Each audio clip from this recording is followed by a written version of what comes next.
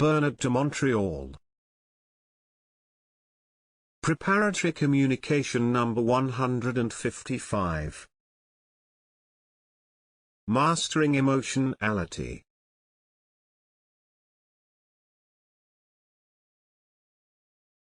Man's evolution towards a higher consciousness does indeed require that one day he will be able to master his emotions. But what does mastery of emotions mean? Does it mean living without emotions? Does it mean having no emotions at all? Or does it still mean controlling your emotions in a way that reminds us a little of the mechanical aspect of a robot? Obviously, mastering our emotions as a conscious being goes much further than that. Emotions are an energy in man that balances his animal body, that balances his astral energy, and that enables him to live on the human level, according to a natural law. That is to say, a law that ensures that man can, or is capable of benefiting from an inferior nature, just as he can benefit from a superior nature. It's not a question of living like a robot. It's not a question of man being devoid of emotions. It's a question of man being able to realize, at the very moment he is experiencing a certain emotionality that is taking control of his intelligence, to be able to put a brake on the abuse, on the exercise of this emotionality which takes control of his consciousness, which takes away his clear-sightedness and which prevents him from being mature in his intelligent action. It's certainly not human emotionality that's bad. It's the way in which human beings use their emotions in life, which needs to be adjusted so that this same emotion, instead of doing them a disservice, serves them, makes life more pleasant, makes life easier, and allows them to feel human. But man's mastery of emotionality increases as he develops a center of higher mental consciousness. That is, from the moment when he can reconcile the inevitable with reality. That is, from the moment when he is able to see that certain things, certain events in his life, produce conditions that need to be adjusted according to a higher intelligence, so that he, eventually, can live a much more balanced life. It is from this point onwards that man is able to really control his emotions. In other words, to adjust that dose of energy within him which, if not perceived from a higher plane of consciousness, could wreak enormous havoc on his life and prevent him from living a normal, stable and pleasant human life. The problem of man's emotionality is always a problem linked to a certain unreasonableness in his consciousness. In other words, to a way of seeing things that does not coincide with his reality, but rather with his body of desire. And it is here that man finds himself trapped by emotionality. It is here that he sees that there is a link between emotionality and the animal part of his consciousness, i.e., that part that makes him suffer, that subjugates him and prevents him from being himself, i.e., free. The big problem with emotionality is the freedom it takes away from man. If emotionality gives something to man, it's good. But if it takes something away from man, it's negative. It's no longer good. It's out of balance. And from that moment on, man must begin to master it. That is, to channel it creatively, to channel it in a way that can bring him, over time, a certain new balance that is the fundamental mark of a new consciousness. But it's not easy for man to control his emotions, because man loves his emotions. His emotionality is part of the coloring of his personality. It gives his personality a certain function, a certain color, a certain quality which allows the individual to identify with a facet of himself which, in fact, is false, a facet which is not real and which constitutes a kind of abomination against man. It's obvious that if man is to learn to control his emotions, he has to learn to know himself. It is precisely because of his emotionality that he does not know himself. But to know ourselves, we must slowly, gradually, learn to realize that there is a connection between our emotionality and our action, and that this connection often gives our action a quality that is not real. So that our action, instead of being progressively creative, progressively balanced, leads us into conditions of life that, instead of improving, deteriorate, and eventually make us slaves to a past that no longer makes sense. Mastering emotionality is not an art. It's part of human awareness. It's part of the ability of human beings to take control of a certain amount of energy that subjugates their consciousness, so that they can raise that consciousness and eventually give themselves a foothold in life that is directly proportional to their ability to be intelligent in life. Being intelligent in life does not mean living without emotions. Being intelligent in life means removing from life those emotional aspects that prevent us from progressing, that prevent us from giving ourselves what we need, that prevent us from being slaves to a condition that, often or very often, is linked to the past. If we look at the phenomenon of emotionality, we see that emotionality has a lot to do with the past. In our emotions, there are many links with previous situations that have imprisoned us so much that the slightest change in this situation causes us to release this emotional energy, causes us to feel uneasy, an inability that renders us totally powerless, powerless to change our lives, powerless to give our lives the shape we know they need, but are unable to give, because we have lost the power to make this life what it should be. That is, to be real. It's not a question of the individual controlling his emotionality in a psychological sense. It's a question of man becoming aware of his negative emotionality when it arises and being able to put the brakes on its deteriorating activity. From the moment he feels within himself a loss of control over his situation,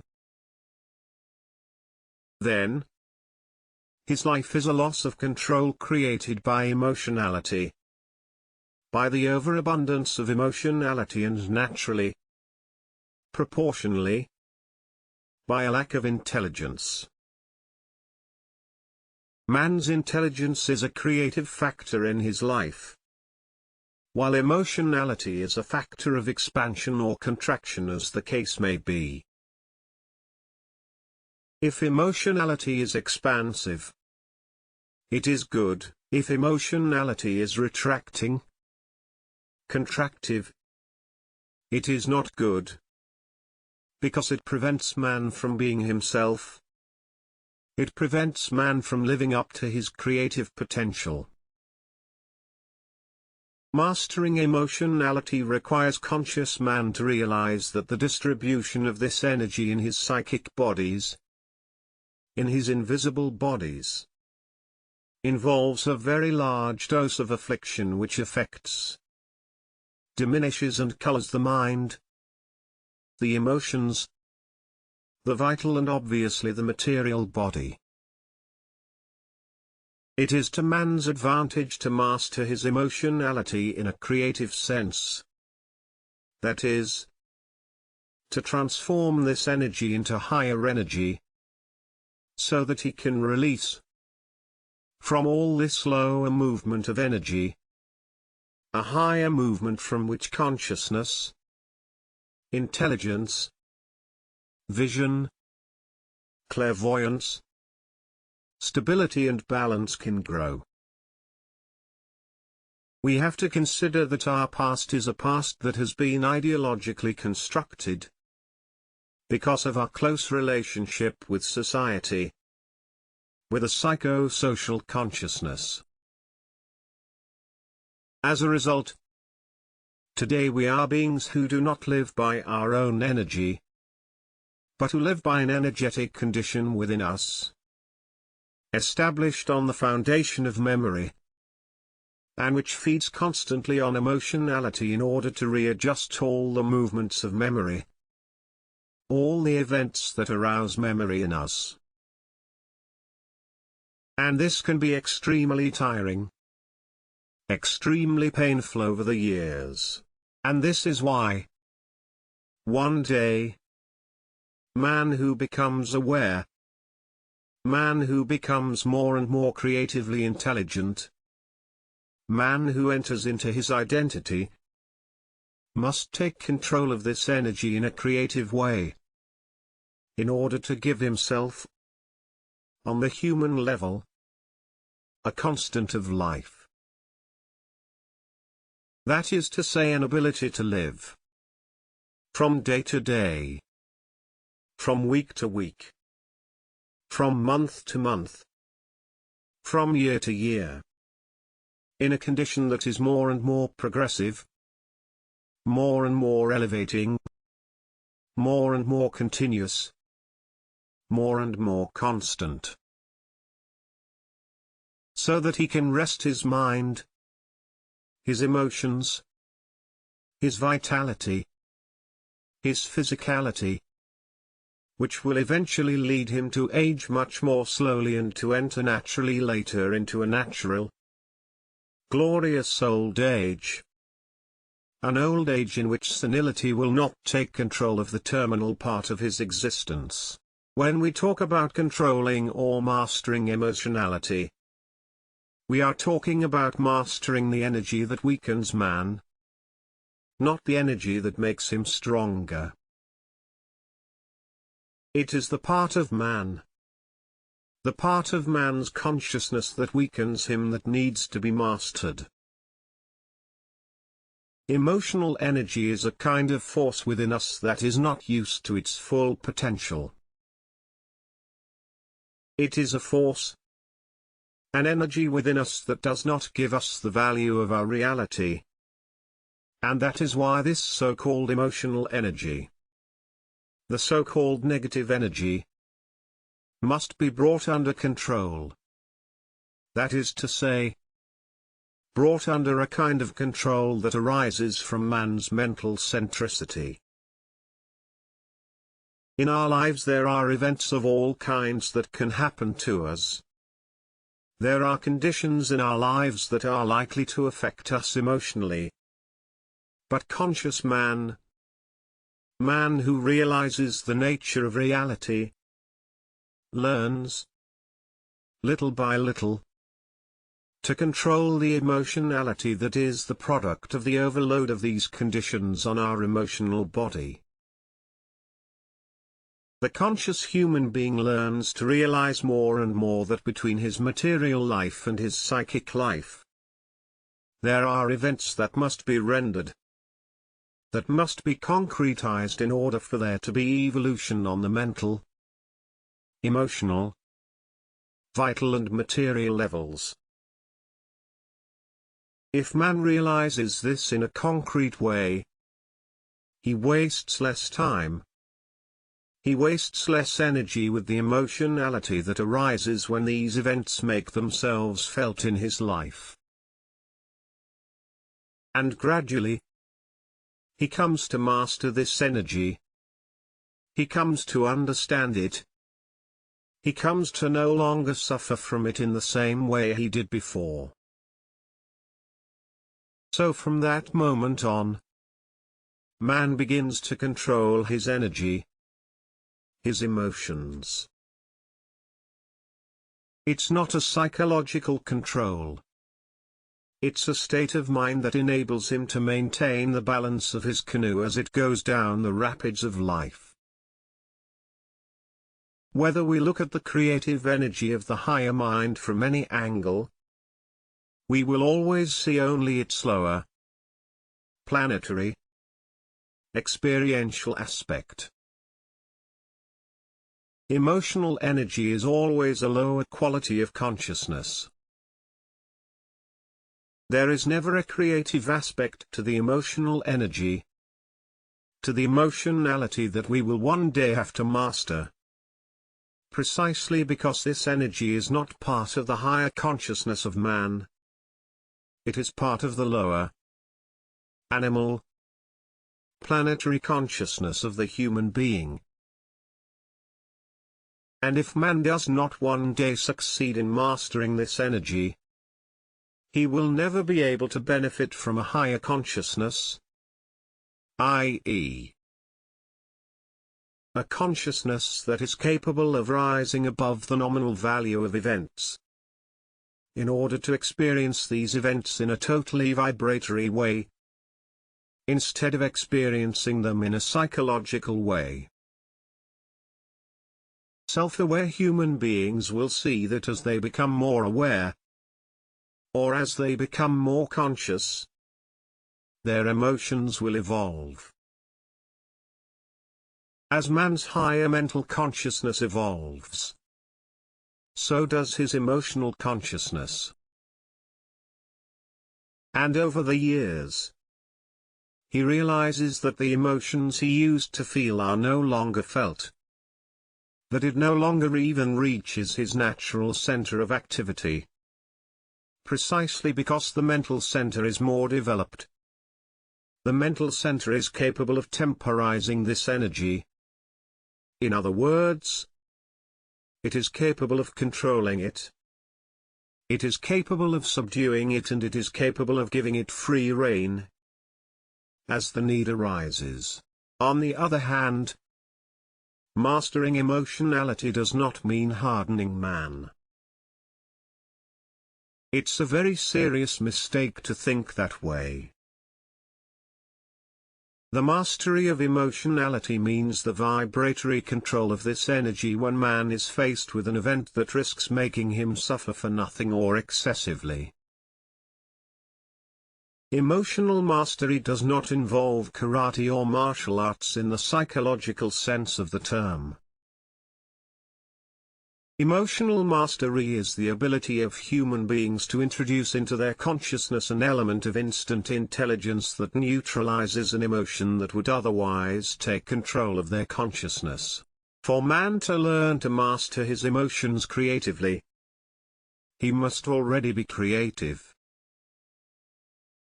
If he is not creative, that is to say, if he is not conscious of a higher center in his mind, it is obvious that the mastery of emotionality will simply become a game of the ego.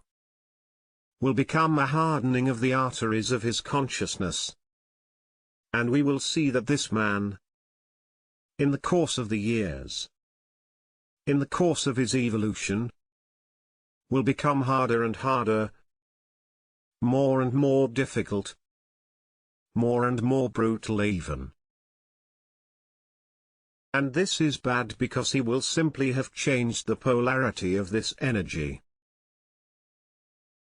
Mastering energy means achieving a perfect balance between the solar plexus and the mental plane.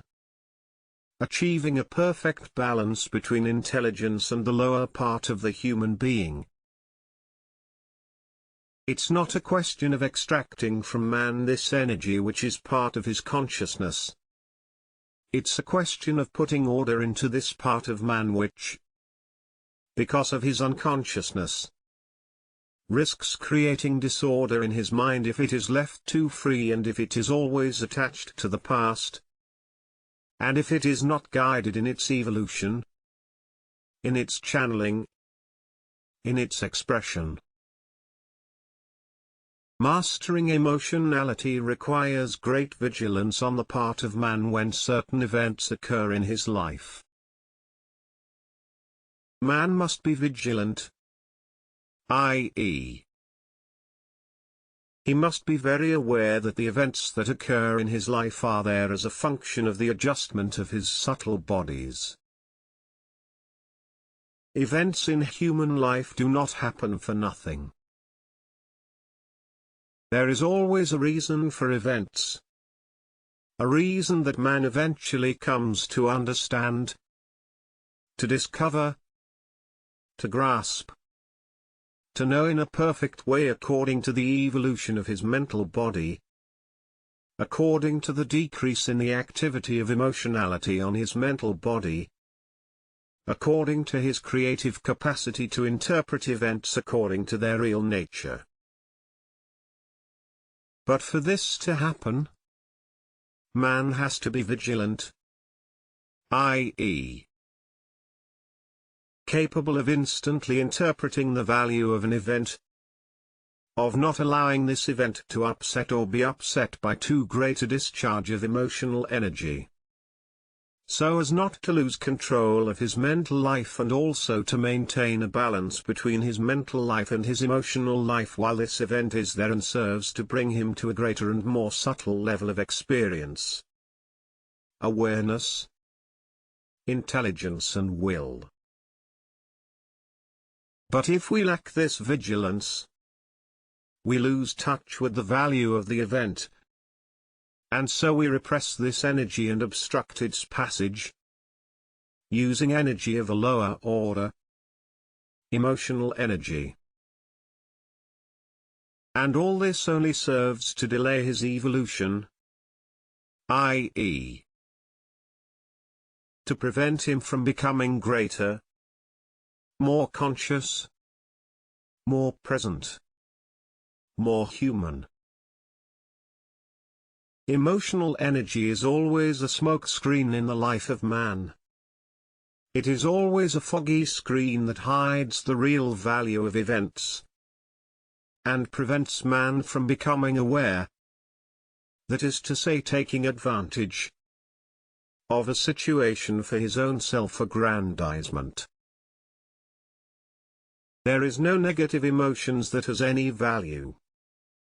There is no retarded emotionality that can help man.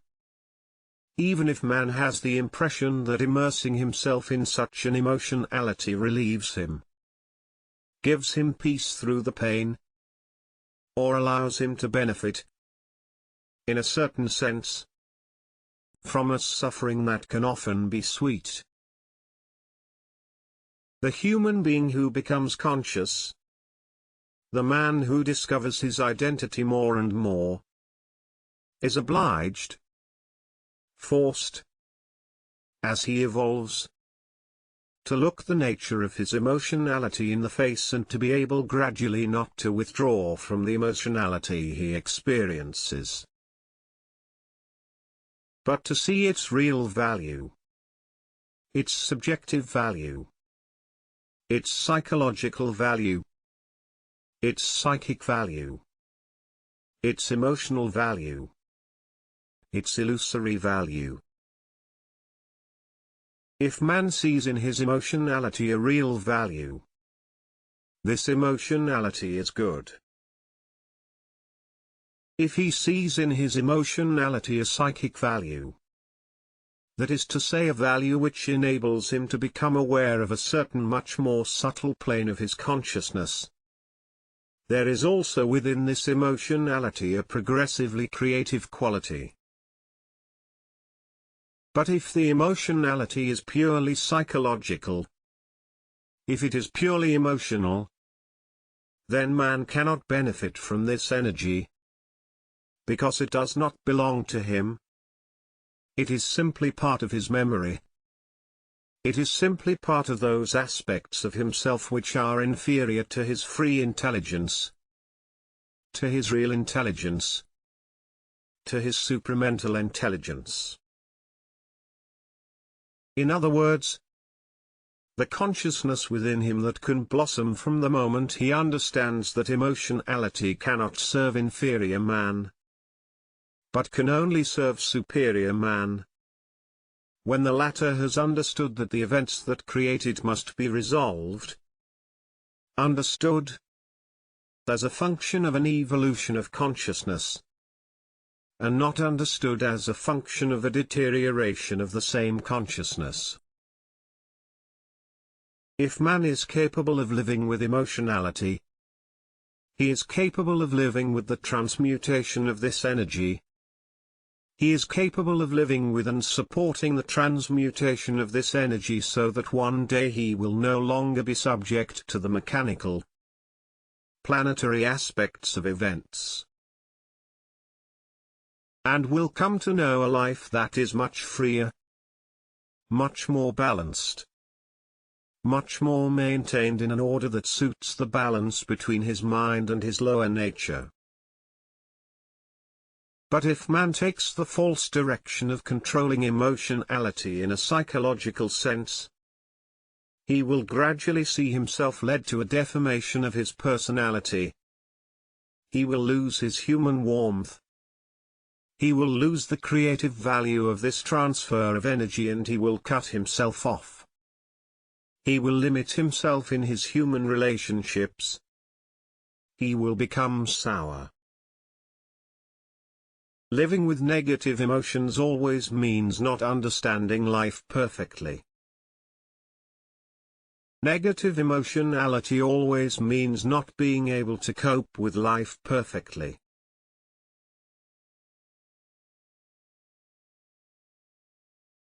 Living with negative emotionality means not having a perfect and total understanding of yourself.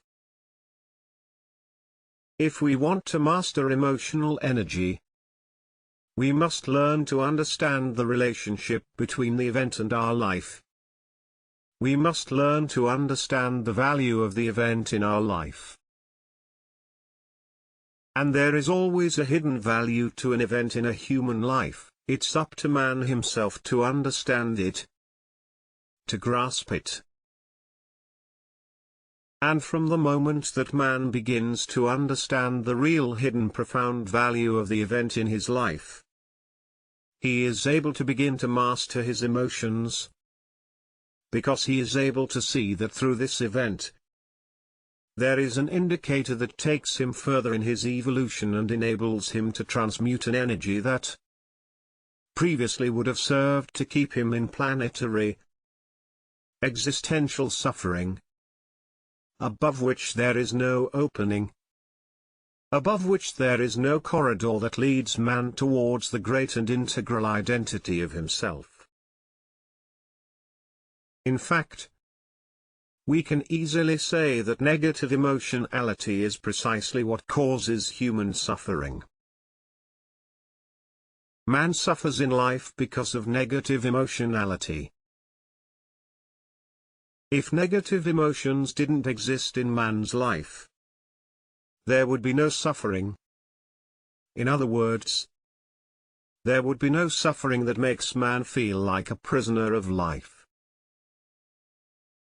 There would be no suffering of the kind that makes people feel as if they are being towered over by something greater than themselves. In other words, there would be no diminution in the power of life in the life of man. Whatever the events, man would constantly feel himself growing, becoming stronger and consequently becoming more and more intelligent. Because there can be no enlargement in the life of man on the level of the will, without there being an enlargement on the level of intelligence, since the two go together. But as long as human beings have not really and fully understood the nature of negative emotionality and have not grasped that events are directly linked to this phenomenon, they cannot understand why they experience emotions. In fact, this is the situation of many human beings. They are emotional about an event and they don't understand why they are emotional. All they know is that they register a certain amount of this energy within themselves. And because they don't understand it, its effect accumulates. And there may come a day when man, for all sorts of reasons, detached or stitched together, experiences an emotionality that he cannot understand, and therefore can no longer control it. We often come across people on our journey who say to us, "How is it that I am experiencing such and such an emotion with regard to such and such a situation?" And I say, "Why are you experiencing this emotion?" And they say, "I don't know." When a person doesn't know why they are experiencing such an emotion or such a negative emotion in relation to such a situation, it's because they have already lost control of their mind. Control over their mind. In other words, control over their intelligence. Their intelligence is no longer real, their intelligence is purely psychological, purely memorial, purely subjective. And there is a perfect interrelationship between this subjective intelligence and the planetary subjective emotionality of the experience. So it's obvious that from that moment on, the individual lives a life that is very poor in resuscitation, i.e., a life that can no longer surpass itself, that can no longer generate creative will, creative intelligence. In other words, the energy that is born of these cosmic principles of man. The only energy that can give man perfect consciousness, and therefore perfect freedom. We have difficulty, because of our blindness, in living actions that are free of negative emotionality. We have difficulty creating actions that are the product of a firm intelligence, of a firm and creative will. There's always a bit of emotionality in our actions. There's always a bit of the energy that colors our actions and underpins the mechanical action of our personality. An action that bears no relation to our real identity. This is why it becomes very important for conscious man to master this energy and gradually bring it to transform itself and become a support rather than a dependency. Because as long as man depends on this energy to live, he cannot live. He is merely surviving. But when man comes to control or master this energy sufficiently in a creative way, he comes to live. That is to say, to give himself points of reference in life which are perfectly suited to his identity, which distance themselves more and more from his false personality, and which creatively lead him to join the ranks of those who are still very few in number on this planet, who have a so-called creative consciousness, a higher consciousness, a consciousness that is moving more and more in the direction of the future evolution of humanity or man, a consciousness that is part of the new evolution and is perfectly integrated into the laws of life. But who else but man can establish, on the material plane, the laws of life? Who else but himself? For man to be able to establish the laws of life on the material plane. That is to say, to live in perfect balance in his subtle bodies.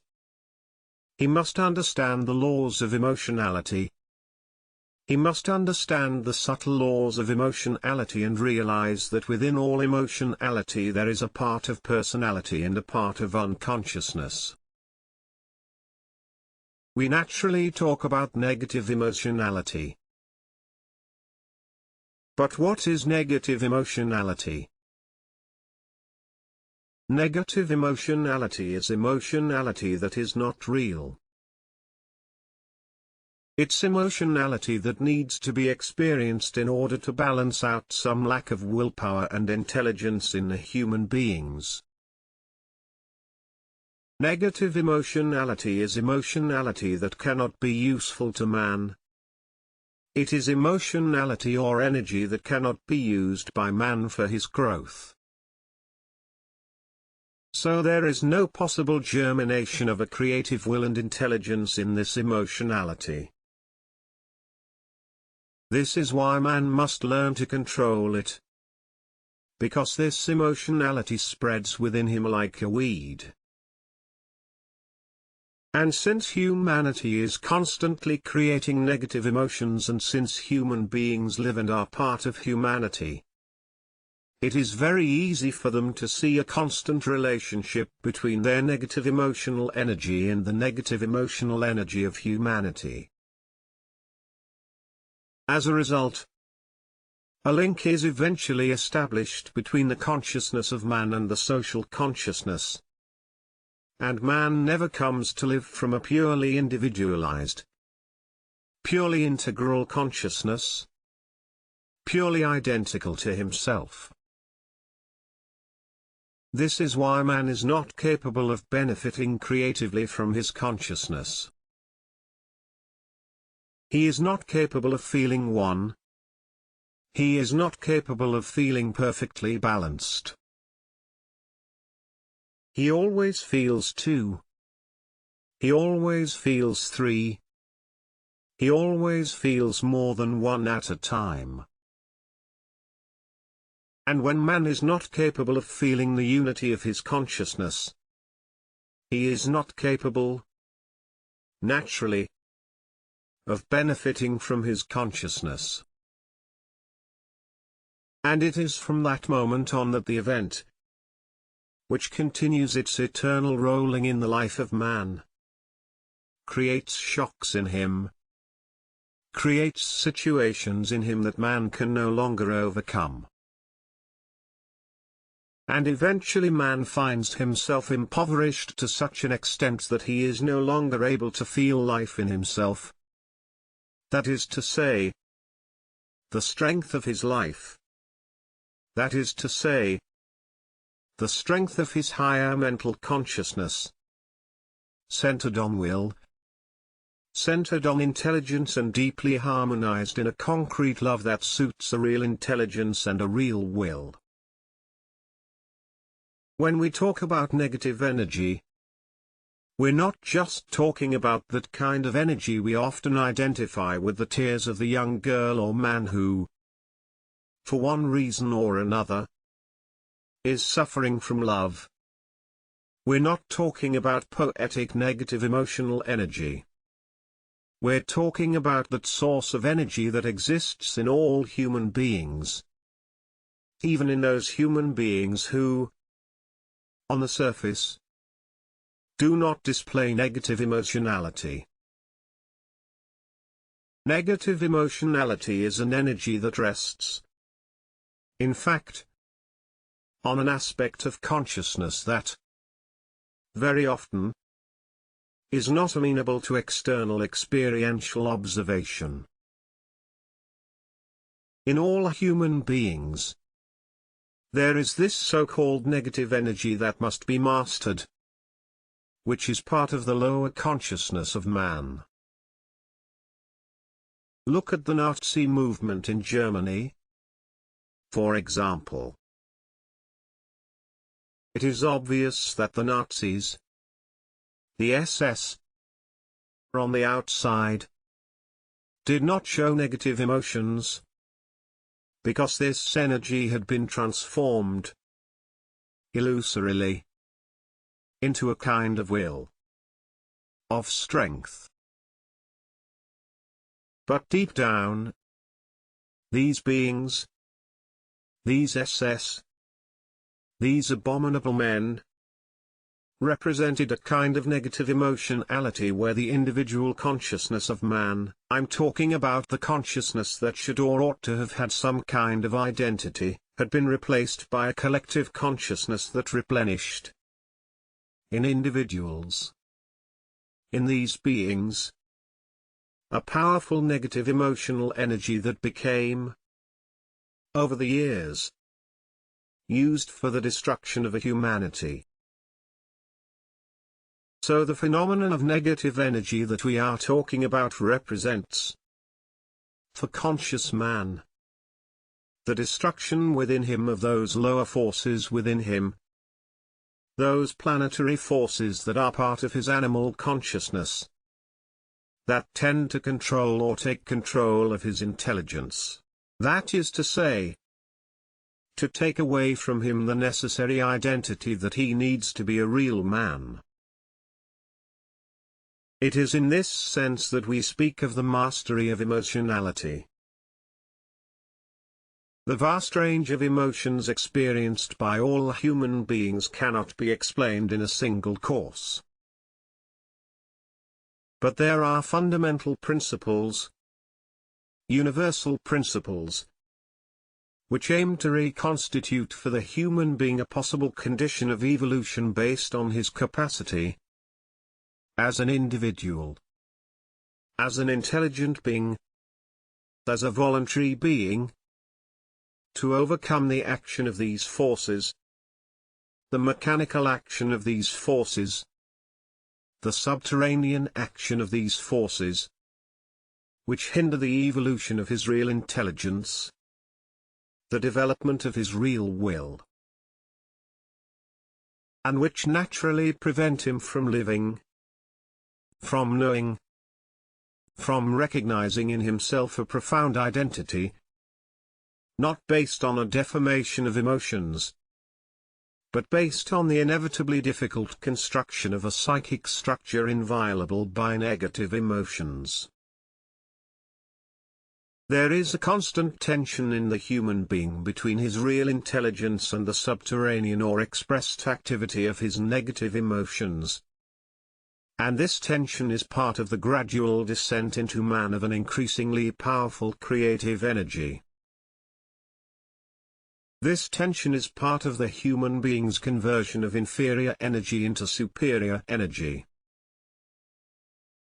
But as long as the human being is not aware of these laws, of this reality, he aims to use negative energy in function of his personality, instead of using the negative energy or the subjective energy of his emotions in function of overcoming his present human condition. A human condition which is founded on a psychological matrix which only has value in function of this emotion, but which has no value in function of his pure consciousness. If man must come to master his emotionality in order to overcome the effect that this energy creates on his consciousness, it is because he is obliged, in order to become conscious of himself, to strip himself of the coloration that creates in his lower mind and in his emotionality, or, in general, in his planetary human consciousness, forces that are not part of him, but part of the impression created in him from birth by the ideological forces of social consciousness. It is inevitably true that today's human consciousness is conditioned by the social consciousness external to man. In other words, it is inevitably true and verifiable that human beings are ideologized in their consciousness. So if his consciousness is ideologized, it is because there is a part of his consciousness that does not belong to him.